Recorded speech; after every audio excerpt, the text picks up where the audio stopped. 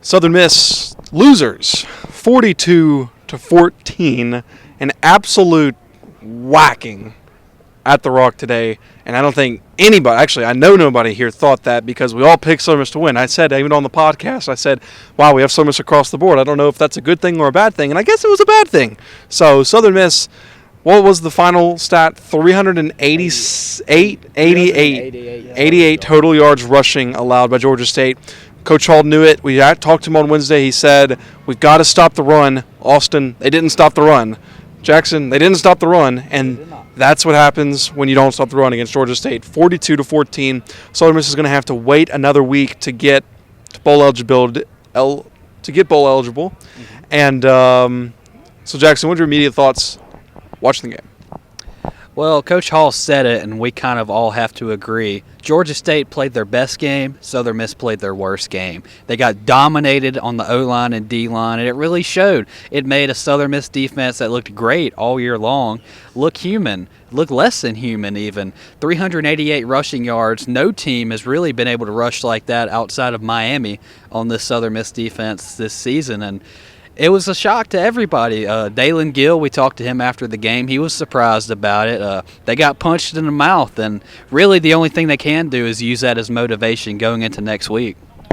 Yeah, and I think that's a good word. It really felt like in the post-game press conference, Austin, that the players were just, stunned. I was stunned. I mean, I knew Georgia State could win this game. I didn't think they'd come in here and just roll them. This felt like last season, right? It felt like that we were watching the same team from last season. It had no bearings to feeling like this season. Are you stunned that this happened? To be honest, just to start out, I would say that I was stunned, but to see, Georgia State, they're a great running team. Mm-hmm. They pride themselves on rushing and running the ball, and they did what they came to do here. And like you said, Coach Hall said this was one of Southern Miss's worst games, if not the worst game. And, Georgia State had one of their best games. They're a team that's been hot of late. Won 3 of their last 4, came here and did what they needed to do, and they ran the ball as they came to do. So in totality, I would not say that it's a shock the way that Georgia State's been running the ball. You had Granger, the quarterback, run for 160 yards, and he was basically elusive the whole night. Dalen Gill referred to him a little bit. They talked to him about a guy being almost like Lamar Jackson, and it was tough for them to see. And Dalen Gill, we also talked to him, like you said, in the press conference. He had a season high of 12 tackles, and he said that this was one of his worst games, and he felt like that he missed so many tackles. So in totality, it's a shock, but Georgia State has been doing this all season, and they are hot now. Yeah, and something we talked about on the preview pod was asking the question whether or not Southern Miss could contain the quarterback scramble. Tonight they didn't. He had over 150 yards of rushing. And, Jackson, you just can't do that. You just can't allow that, especially with the way this offense, Southern Miss's offense runs. Any team that runs with a score on Southern Miss, it's going to be a loss. Absolutely, and just kind of bringing it back to the third quarter, Trey Lowe enters the game, which we'll get to in a little bit, and they cut the deficit to 28-14. Southern Miss has all the momentum. The fans are making noise for the first time since the first quarter, really, and then all of a sudden, Granger just takes it off, a 60-yard run to set up Georgia State in the red zone, and they scored a couple plays later, and that was that. Really, the quarterback run has plagued them this year. The only other time they faced a dual-threat quarterback was Salter in the Liberty game. I know our good friend Charlie Luttrell, he pointed that out to us along with Andrew Abity, but just punched in the mouth. That's really all you can say. It was a beatdown, unexpected, and with the way Southern Miss's offense plays, they're just not built to come from behind. They have to get a lead and bleed the clock. They did that against Louisiana. They definitely did not do that today. Yeah, it feels like any big lead that any team opens up on Southern Miss, it's going to be really hard for them to come back. So Zach Wilkie, the interception, did not look good in the beginning of this game. Hasn't really looked good in any game outside of the UL game and Miami game. They bring in Jake Lang. He has a desperation heave towards the end of the second quarter. Jason Brownlee was actually open on that play. If he would have looked at him a bit earlier, it would have been probably a touchdown. But he hurts his hand, and they bring in Trey Lowe. And, we just talked to Trey Lowe, and, that was tough, Austin. Just walk us through that.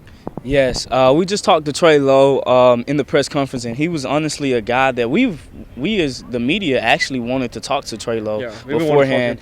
We've been wanting to talk to him for a while, and his name, got brought up a lot firsthand when it was between who would be the backup for Zach Wilkie with Takees out, and surprisingly, not surprisingly, or surprisingly, whichever way you want to call it, Zach Lang was the guy, and Trey Lowe just talked about some of the hardships that he's been through this season, and just talked about that he was thankful for the opportunity to get this opportunity to get back on the field after an interception that he threw in the against Liberty. That was his last time seeing action for real, and he didn't have an opportunity after that. And he just talked about the hardships and just talked about how hard it was for him, and it was kind of like a little bit of sad almost just to see that, very emotional to see him just talk about just some of the hardships. He's kind of tried to keep it very like nonchalant a little bit, or in essence, but you could feel some of the pain that was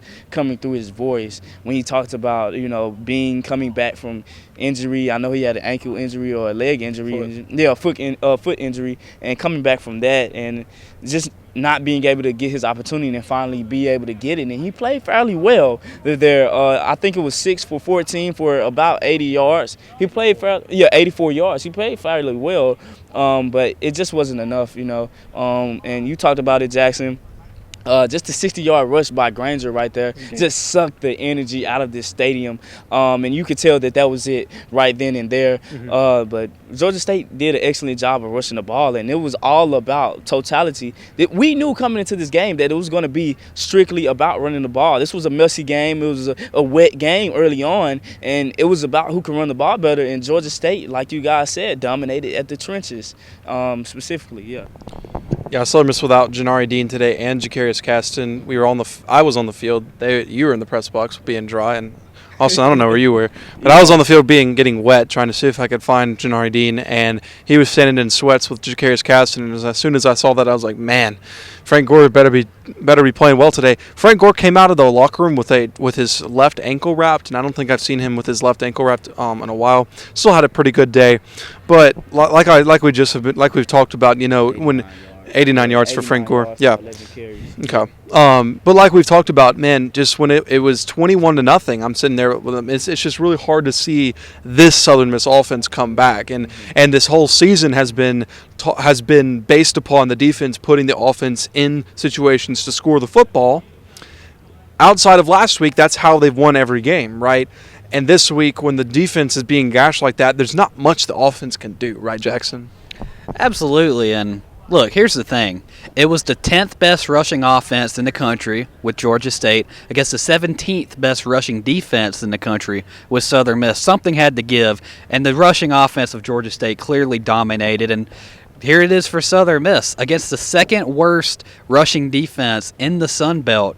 33 yards rushing on 28 attempts. That's inexcusable, and especially with the conditions like they were today, you just can't win like that. And it proved to put Southern Miss in a hole because they've had their passing struggles all year and they couldn't run the ball, so it was a recipe for disaster for the Golden Eagles. Austin, I'm not going to say this lightly. I think the offensive line played terrible today. It felt like every 7 sacks allowed, every single pass. I don't think Wilkie, Lang, Lowe, whoever was in there even had a second to throw the ball. Will Hall said in the postgame that they put Lowe in there because they needed somebody who was mobile because of how the defensive line was playing. I'm going to reword that and say they needed somebody in there to be mobile because of how the offensive line was playing, because the offensive line was terrible today. What's your thoughts on that? Yeah, the offensive line, honestly, they just got whooped in the trenches. They got whooped in the trenches, and Georgia State was getting after it. Like you said, 7 sacks. And it's not too much as a quarterback that you can do when you don't have the time to throw it, and the offense just didn't click at all. Falling behind after just 21-0 early on. I think it was about 21-0 early second half almost. But second quarter. Second quarter, I mean. But you knew early on, like, man, this was a hard, game for them to fight back in, especially how the offensive line had been playing. Wookie had been scrambling for his life. Jake Lang, Jake Lang Jake Langing. He just didn't have the time to throw either. And honestly, he was immobile. He was stationary, and that's where they got half of the sacks from, was him being stationary. I think they got like 2 or 3 sacks on Lang, but. It was tough. The offensive line just wasn't there tonight. They just got beat. That's honestly as simple as I can keep it. Yeah. They got beat, and Southern Miss got beat, 42-14. The good news is for Southern Miss fans, and I think this is something we talked about in the preview pod, this was not a must-win, right, for Southern Miss. The whole season right now is just to get to that 6th win. They still have 3 games left. Obviously, next week against Coastal Carolina, very tall task at hand, especially on the road. But coming back home against South Alabama in 2 weeks for Senior Day, and then ULM for the final game of the season. So both those games appear to be winnable, but also this game seemed winnable. So it is. And just to add to that, we were analyzing the scoreboard a little bit. Troy is down, 17-0 right now against UL. Mm-hmm. So that would have been an interesting game to see. Troy is number 1 in the Sun Belt. Like you said, it's all about just being bowl eligible, but they had a shot at competing for this number 1 spot in the West Division. And you got South Al right now tied with Georgia Southern at 31 last time we checked. So it would have been interesting to see if Southern Miss fared just a little bit better here, or made this game close, how that would have fared for them getting that number 1 spot. But, yeah. Yeah, if Georgia Southern and UL win today, nothing changes, and Southern Miss still needs to win out with Troy losing 1 game. So that would be good for Southern Miss fans, and you can kind of look past this. But, it's hard to look past it because, man, you're seeing so much positivity, and then to me, it felt like we were watching last year's team. That's honestly what I felt like I was watching. But like I said, this is not it felt like more of a must-win for Georgia State than it did for Southern Miss. So they came in here and got the job done, but Southern Miss didn't really compete today and lose 42-14. So that's Jackson Howell. That's Austin Lindsay. I'm Devin Mixon. Thanks so much for watching. We'll see you next week for Coastal Carolina.